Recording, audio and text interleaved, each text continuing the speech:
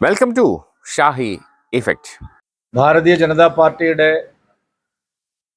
സംസ്ഥാന നേതൃയോഗം ഇന്നലെ തിരുവനന്തപുരത്ത് ചേരുകയുണ്ടായി.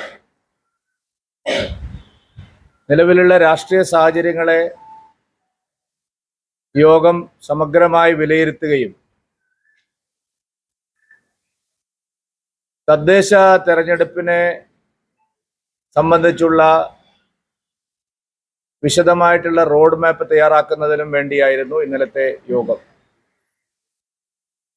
സംസ്ഥാനത്ത് വർദ്ധിച്ചു വരുന്ന അക്രമ പ്രവർത്തനങ്ങളിലും ലഹരി മാഫിയ സംഘങ്ങളുടെയും ഗുണ്ടാ സംഘങ്ങളുടെയും ഭീഷണമായ തോതിലുള്ള അതിക്രമങ്ങളെ സംബന്ധിച്ചും യോഗം ആശങ്ക രേഖപ്പെടുത്തുകയുണ്ടായി. ഒരു മാസത്തിലധികമായി തുടരുന്ന ആശാവർക്കർമാരുടെ സമരത്തെ അവഗണിക്കാനുള്ള പിണറായി വിജയൻ സർക്കാരിന്റെ നീക്കത്തിനെതിരായി യോഗം ശക്തമായിട്ടുള്ള പ്രതിഷേധം രേഖപ്പെടുത്തുകയുണ്ട്. തോതിലുള്ള കള്ളപ്രചാരണമാണ് സംസ്ഥാനത്ത് ഭരണകക്ഷിയായിട്ടുള്ള ഇടതുപക്ഷ ജനാധിപത്യ മുന്നണിയും പ്രധാന പ്രതിപക്ഷമായിട്ടുള്ള UDF കേന്ദ്ര സർക്കാരിനെതിരെ സംസ്ഥാനത്ത് അഴിച്ചുവിട്ടുകൊണ്ടിരിക്കുന്നു. കേന്ദ്ര സർക്കാരിനെതിരായിട്ടുള്ള നുണപ്രചാരണങ്ങളെ പ്രതിരോധിക്കാനും സംസ്ഥാന സർക്കാരിനെതിരായിട്ടുള്ള സമരം ശക്തിപ്പെടുത്താനും ഇന്നലെ യോഗം തീരുമാനിക്കുകയുണ്ടായി. ആശാവർക്കർമാർ സമരം തുടങ്ങിയപ്പോൾ സംസ്ഥാന സർക്കാരിന്റെ പ്രതിനിധികൾ പറഞ്ഞത് ഈ കാര്യത്തിൽ സംസ്ഥാനത്തിന് ഒന്നും ചെയ്യാനില്ല, എല്ലാ കുറ്റവും കേന്ദ്ര സർക്കാരിൻ്റെതാണ്. കേന്ദ്ര സർക്കാർ NHMന്റെ വിഹിതത്തിൽ കുടിശ്ശിക വരുത്തിയത് കൊണ്ടാണ് ആശാവർക്കർമാർക്ക് ശമ്പളം വൈകുന്നത്. ഈ ഒരു പ്രചാരവേലയായിരുന്നു സംസ്ഥാന സർക്കാർ ആരോഗ്യമന്ത്രിയും മുഖ്യമന്ത്രിയും CPMന്റെ നേതാക്കന്മാരെല്ലാവരും പ്രചരിപ്പിച്ചുകൊണ്ടിരുന്നത്. എന്നാൽ വിഷയം പാർലമെന്റിന്റെ ശ്രദ്ധയിൽ വന്നപ്പോൾ കള്ളക്കളി സമ്പൂർണ്ണമായിട്ട് പൊളിഞ്ഞുപോയി. കേന്ദ്ര ആരോഗ്യമന്ത്രി ശ്രീ JP നഡ്ഡാജി തന്നെ ഈ വിഷയത്തിൽ സംസ്ഥാന സർക്കാരിന്റെ കള്ളത്തര പ്രചരണങ്ങൾ പൊളിച്ചടുക്കുന്ന രീതിയിലുള്ള മറുപടിയാണ് നൽകിയത്. കേരളത്തിൽ NHMന് ഒരു നയാ പൈസ പോലും കുടിശ്ശികയില്ലെന്നും ആശാവർക്കർമാർക്ക് ശമ്പളം കൊടുക്കാനുള്ള ബാധ്യത പൂർണ്ണമായിട്ടും സംസ്ഥാന ഗവൺമെന്റിൻ്റെതാണെന്നും കുടിശ്ശിക ഉള്ളത് കൊണ്ടാണ് ശമ്പളം വൈകുന്നത് എന്നുള്ള പ്രചാരണവും പൊളിഞ്ഞുപോയി.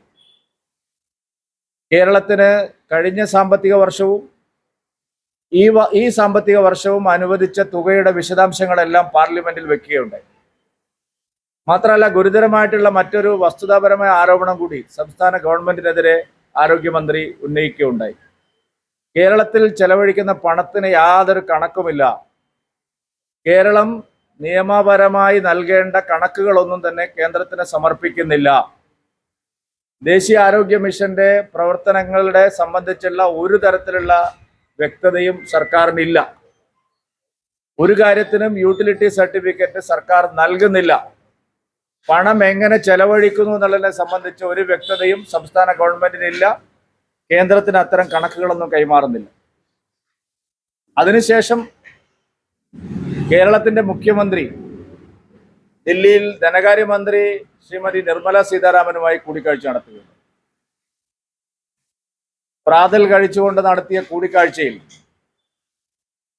കേരളത്തിൽ ഇടതുപക്ഷ ജനാധിപത്യ മുന്നണിയും സർക്കാരും ഉന്നയിക്കുന്ന ആരോപണങ്ങളൊന്നും തന്നെ ധനകാര്യമന്ത്രിക്ക് മുമ്പിൽ അവർ ഉന്നയിച്ചില്ല.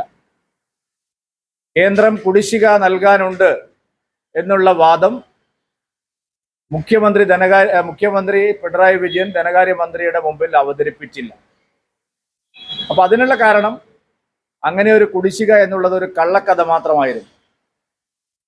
ധനമന്ത്രിയെ കണ്ട് പിണറായി വിജയൻ പ്രാതൽ ചർച്ച നടത്തിയിട്ടും ആശാവർക്കർമാരുടെ കാര്യത്തിൽ കേരളത്തിൽ നടത്തിക്കൊണ്ടിരിക്കുന്ന പ്രചാരവേല അത് ശരിയായിരുന്നെങ്കിൽ ധനകാര്യമന്ത്രിയുടെ മുമ്പിൽ ഈ കാര്യങ്ങൾ അവതരിപ്പിക്കേണ്ടതായിരുന്നു. അത് അവർ അവതരിപ്പിക്കാൻ തയ്യാറായില്ല. അതിനർത്ഥം ആശാ വർക്കർമാരുടെ സമരത്തിന്റെ കാലത്ത് ഈ കാലത്ത് സർക്കാർ നടത്തുന്ന പ്രചാരണം പച്ച നുണയാണ് എന്നുള്ളതാണ്. ഇപ്പോൾ വ്യാപകമായ കേന്ദ്രവിരുദ്ധ പ്രചാരണം CPM നടത്തിക്കൊണ്ടിരിക്കുക. കേന്ദ്ര സർക്കാർ കേരളത്തെ അവഗണിക്കുന്നു, കേരളത്തോട് വിവേചനം കാണിക്കുന്നു, കേരളത്തിന് അർഹമായ കാര്യങ്ങളൊന്നും നൽകുന്നില്ല എന്നുള്ള വ്യാപകമായ കള്ളപ്രചരണം. പക്ഷെ ഈ പ്രചാരണമൊന്നും കേന്ദ്ര സർക്കാരിന്റെ മുമ്പിൽ വസ്തുതാപരമായി അവതരിപ്പിക്കാൻ സർക്കാരിന് സാധിക്കുന്നില്ല. വസ്തുത ഇല്ലാത്തത് കൊണ്ടാണ് ധനകാര്യമന്ത്രിയെയും കേന്ദ്രത്തിലെ മന്ത്രിമാരെയും കാണുമ്പോൾ ഇക്കാര്യങ്ങളൊന്നും അവിടെ ചോദിക്കാൻ സർക്കാരിന് സാധിക്കാത്തത്. വയനാട് പുനരധിവാസത്തിന്റെ കാര്യത്തിൽ ഇപ്പോൾ കള്ളത്തരം പൂർണ്ണമായിട്ടും വെളിച്ചത്ത് വന്നു. കേന്ദ്രം പണം നൽകാത്തത് കൊണ്ടാണ് പുനരധിവാസം വൈകുന്നത് എന്നുള്ള പ്രചരണമായിരുന്നു ഇവിടെ നടത്തിയത്. പക്ഷെ വയനാട്ടിലെ ദുരിതബാധിതരെല്ലാം ഇപ്പൊ സമ്മതിക്കുന്നു, പണമില്ലാത്തത് കൊണ്ടല്ല, സർക്കാരിന്റെ പിടിപ്പുകേട് കൊണ്ടാണ് പുനരധിവാസം വൈകുന്നത്. ആദ്യം പറഞ്ഞ 10 സെന്റ് ഭൂമി കൊടുക്കുന്നായിരുന്നു പറഞ്ഞത്. ഇപ്പൊ അതിന്റെ പകുതിയായി ഭൂമി. വീട് വാങ്ങാൻ ആളില്ല. ഇവര് പറയുന്ന സ്പെസിഫിക്കേഷൻ അനുസരിച്ച് ഇവര് കൊടുക്കുന്ന സ്ഥലത്ത് പുനരധിവസിപ്പിക്കാൻ ഞങ്ങൾക്ക് താല്പര്യമില്ലെന്നാണ് ആൾക്കാർ പറയുന്നത്.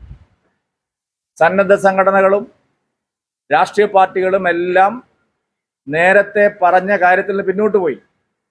കാരണം ഇരട്ടി വില കൊടുക്കണം എന്നാണ് പറയുന്നത്. 1000 സ്ക്വയർ ഫീറ്റ് വീടിന് 30 ലക്ഷം രൂപ നിങ്ങൾ തരണം എന്നാണ് പറയുന്നത്.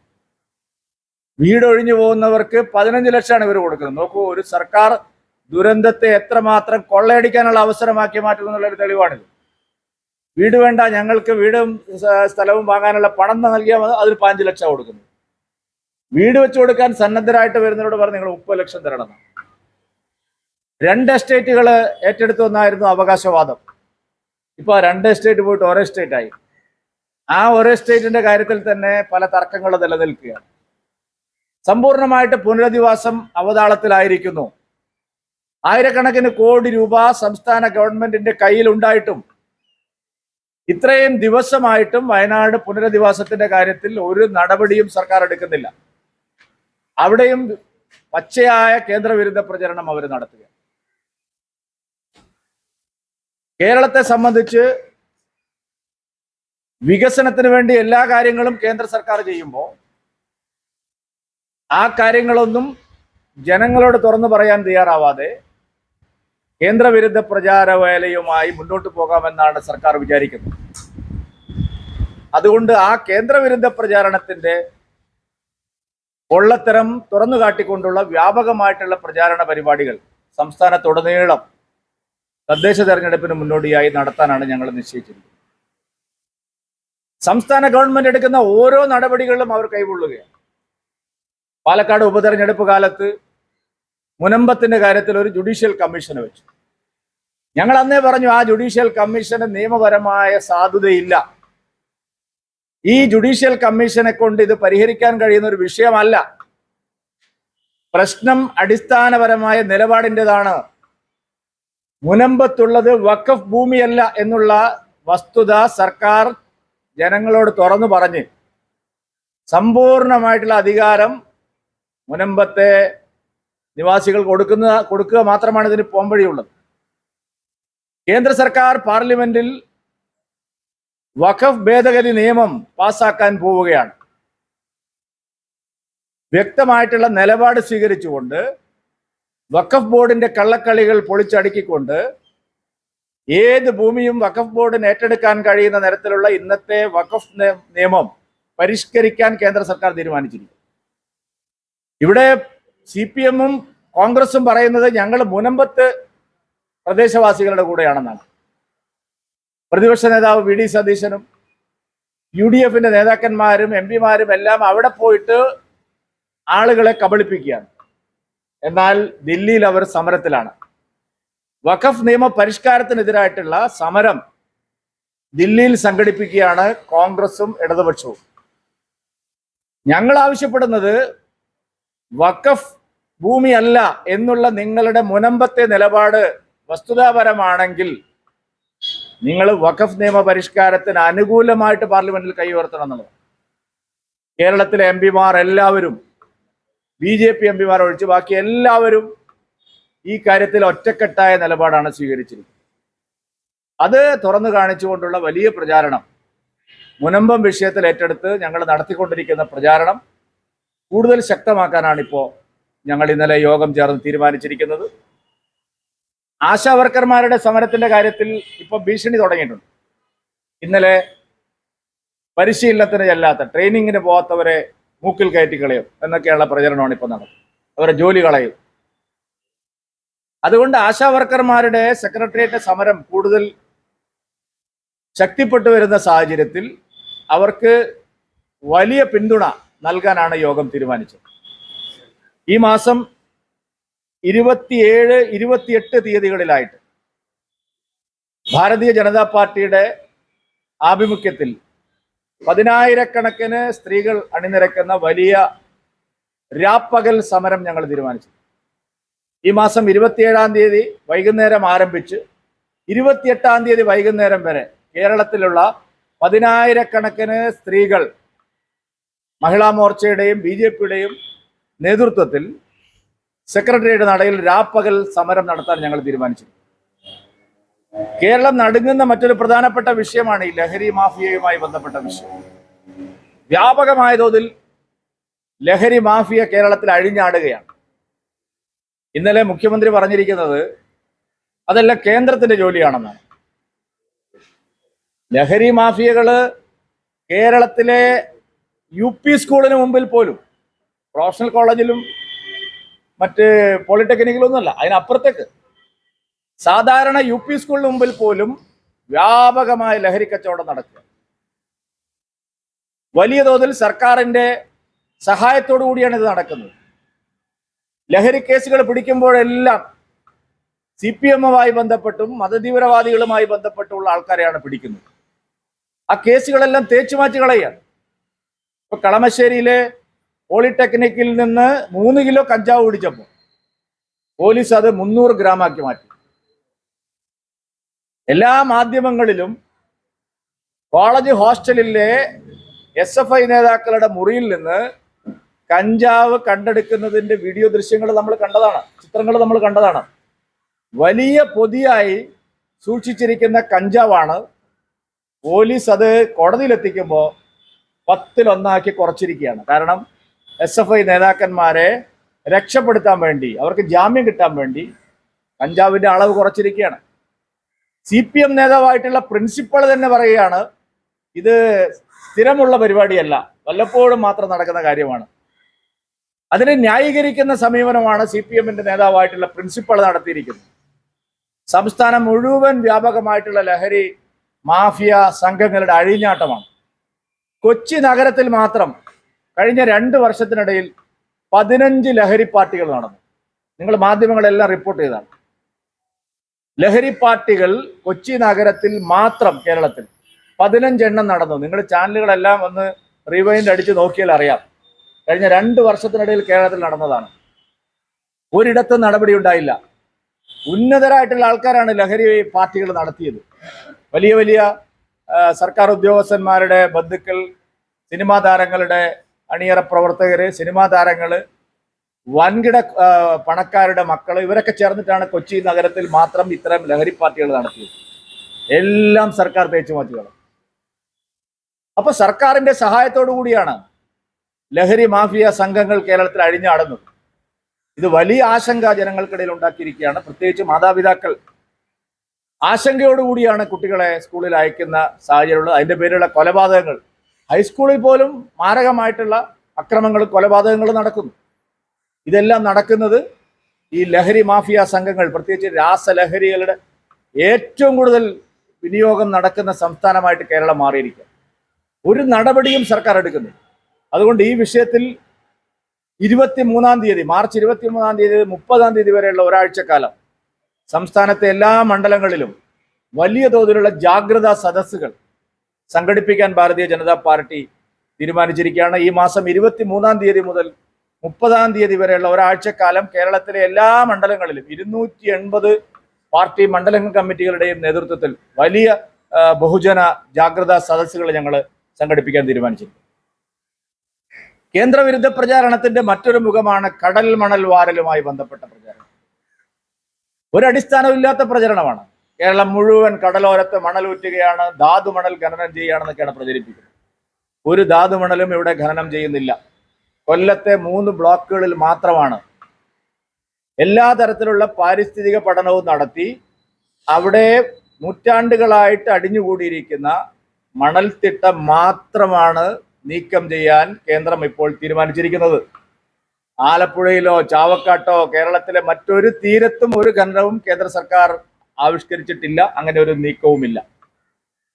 യാതൊരു തരത്തിലും മത്സ്യത്തൊഴിലാളികളെ ബാധിക്കാത്ത തരത്തിൽ വിശദമായിട്ടുള്ള പഠനം, 10 മന്ത്രാലയങ്ങളുടെ പഠനം, പരിസ്ഥിതി ആഘാത പഠനം, ഇതെല്ലാം നടത്തി മാത്രമാണ് യാതൊരു തരത്തിലുള്ള ദോഷവും നമ്മളെ കടൽ തീരത്തിനോ കടലിനോ സംഭവിക്കാത്ത തരത്തിലുള്ള വളരെ ശാസ്ത്രീയമായിട്ടുള്ള പഠനങ്ങളുടെ അടിസ്ഥാനത്തിൽ മാത്രമേ ഇത് നടത്തൂ എന്ന് കേന്ദ്രം ആവർത്തിച്ച് പറഞ്ഞിട്ടും, കേരളത്തിന് ഇത് വളരെ പ്രയോജനം ചെയ്യുന്ന കാര്യമാണ് എന്ന് ആവർത്തിച്ച് പറഞ്ഞിട്ടും കള്ള പ്രചരണം നടത്തിക്കൊണ്ടിരിക്കുകയാണ്. ആലപ്പുഴയിലൊക്കെ ലോക്സഭയിലെ കോൺഗ്രസിന്റെ പ്രധാന നേതാവ് KC വേണുഗോപാൽ കടലിൽ ചാടുകയാണ്.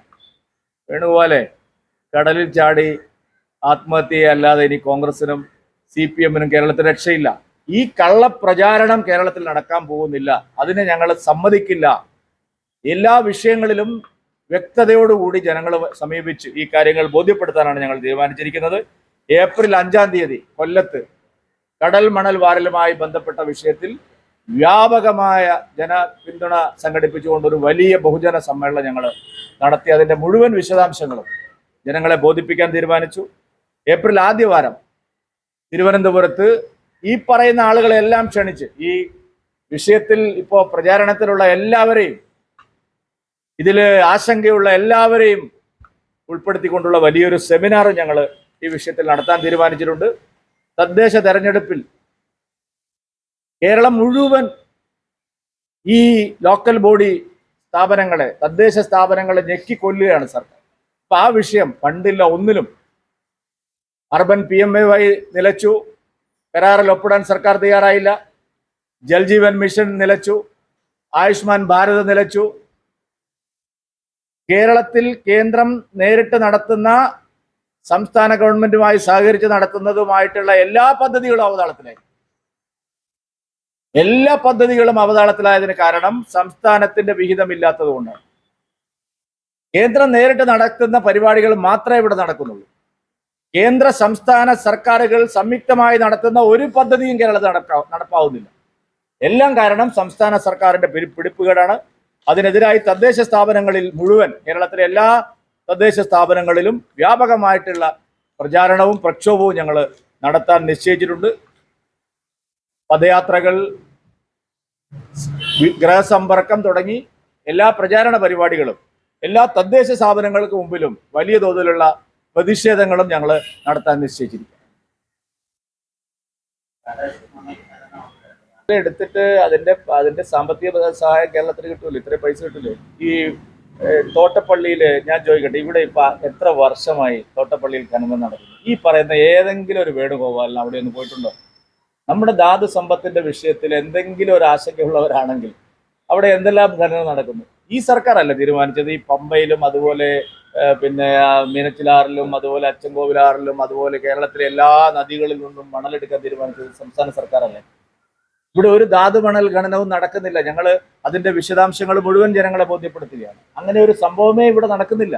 അപ്പൊ ഇല്ലാത്ത പ്രചരണം നിങ്ങൾ നോക്കൂ. കഴിഞ്ഞ 5 കൊല്ലം മീനാകുമാരി കമ്മീഷൻ, ഇതാ വലിയ ട്രോളറുകൾ വരുന്നു, കടൽ മുഴുവൻ കീഴടക്കുന്ന ഭീമാകാരൻ ട്രോളറുകൾ വരുന്നു, മത്സ്യത്തൊഴിലാളികളെല്ലാം അവതാളം. ഇതായിരുന്നില്ലേ പ്രചരണം? എത്ര ജാഥ നടത്തി ഈ പിണറായി വിജയനും അതുപോലെ തന്നെ ഈ വേണുഗോപാലും ഒക്കെ? എന്തായിരുന്നു സത്യം? ഇവിടെ ഏതെങ്കിലും ട്രോളർ വന്നോ? അപ്പൊ ഈ കാര്യത്തിലെല്ലാം കേന്ദ്ര സർക്കാരിന് വളരെ വ്യക്തമായിട്ടുള്ള നിലപാടുണ്ട്. അപ്പൊ ആ കാര്യത്തിൽ കള്ളപ്രചരണമാണ് ഇവർ നടത്തുന്നത്. അപ്പൊ അതിനെതിരായിട്ട് ഞങ്ങൾ പ്രചാരണം ചെയ്യുന്നു. അല്ല, കടൽ മണൽ ഖനനം ഇല്ല. ഞാൻ പറഞ്ഞില്ലേ, ഈ ഖനനം എന്ന് പറഞ്ഞാൽ അവിടെ ഒരു ഖനനവും നടക്കുന്നില്ല.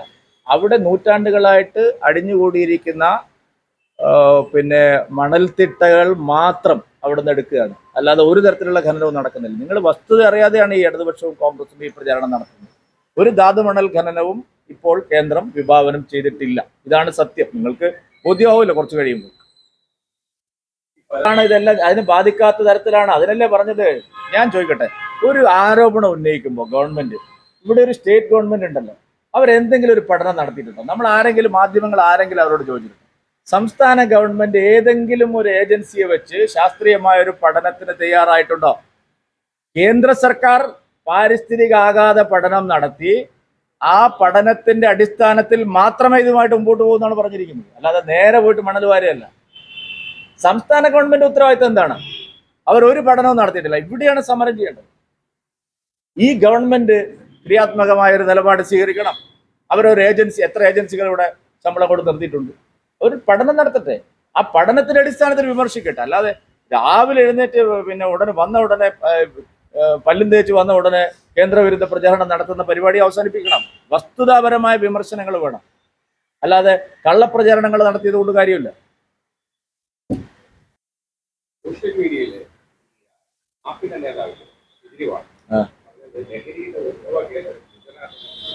അയാൾ പറയുന്ന ആരെന്ന്, ഈ കേജ്രിവാളും മറ്റേ എന്താ തുഷാർ ഗാന്ധിയൊക്കെ പറയുന്നതിന് ഇന്ത്യയിൽ ഒരു കടലാസിന്റെ വില പോലും ഇല്ല. നിങ്ങൾ എന്ത് ഈ പറഞ്ഞു?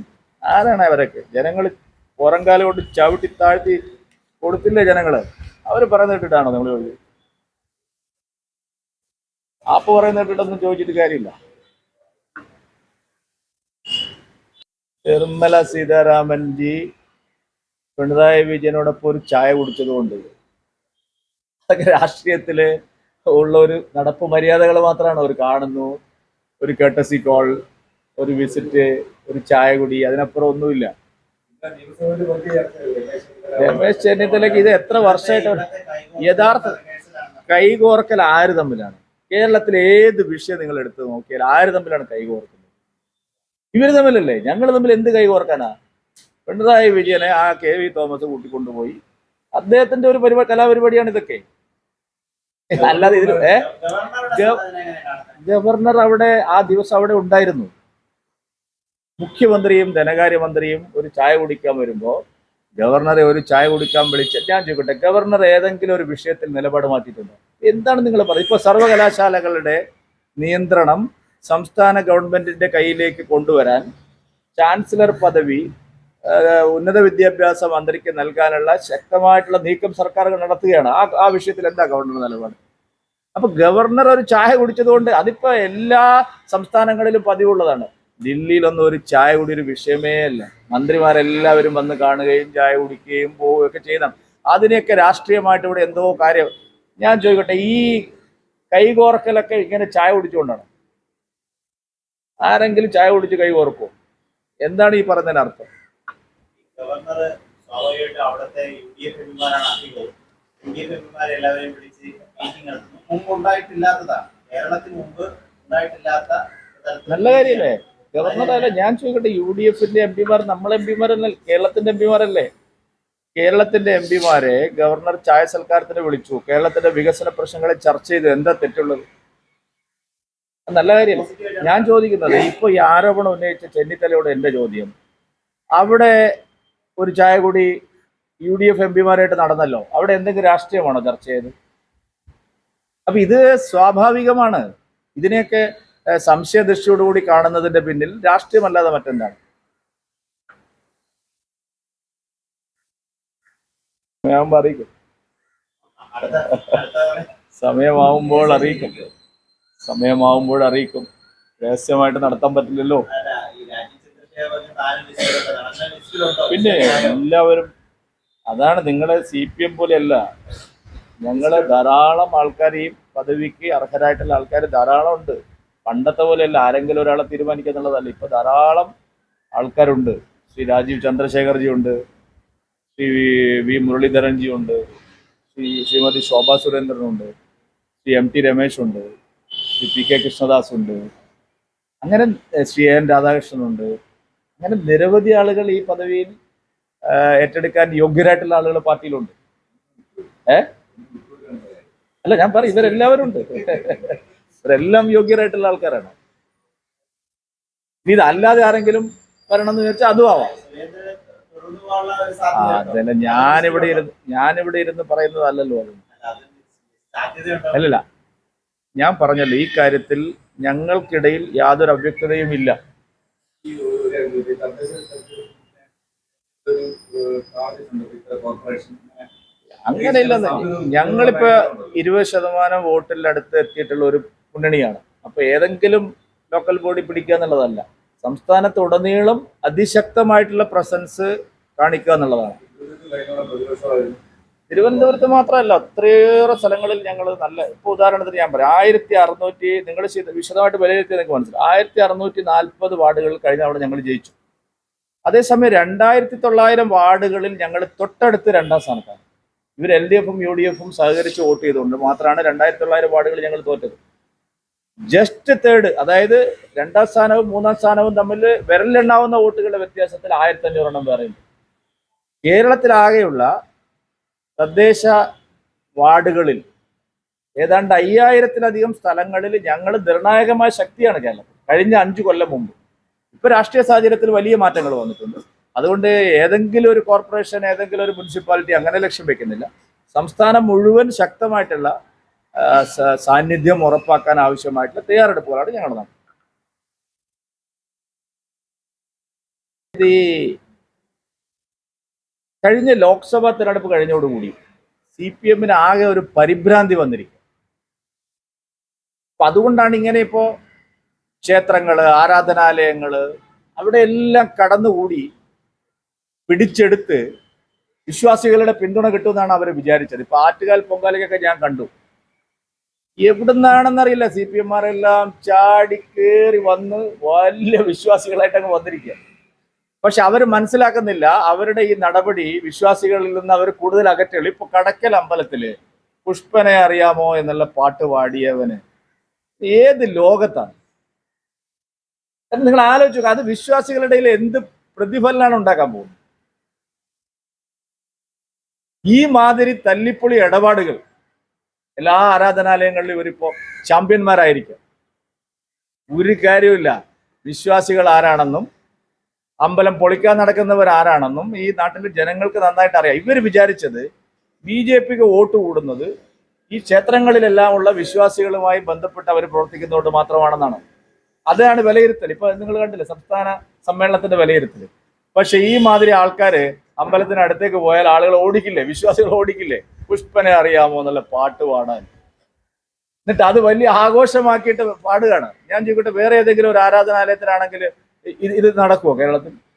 ഇത് ഭൂരിപക്ഷ സമുദായത്തിന് നന്നായിട്ട് അറിയാം. CPM-നെ അവരിനി എത്ര തവണ ഗംഗയിൽ മുങ്ങിയാലോ അവരെ ജനം വിശ്വസിക്കില്ല. അമ്പലം തകർക്കാൻ നടക്കുന്നവരാണ് അവർ. എല്ലാ ക്ഷേത്രങ്ങളിലും കടന്നുകൂടി അതിനെ തകർക്കാനാണ് അവർ ശ്രമിക്കുന്നത്. അത് വിശ്വാസികൾക്കിടയിൽ നല്ലപോലെ അവർ തിരിച്ചറിയുന്നു.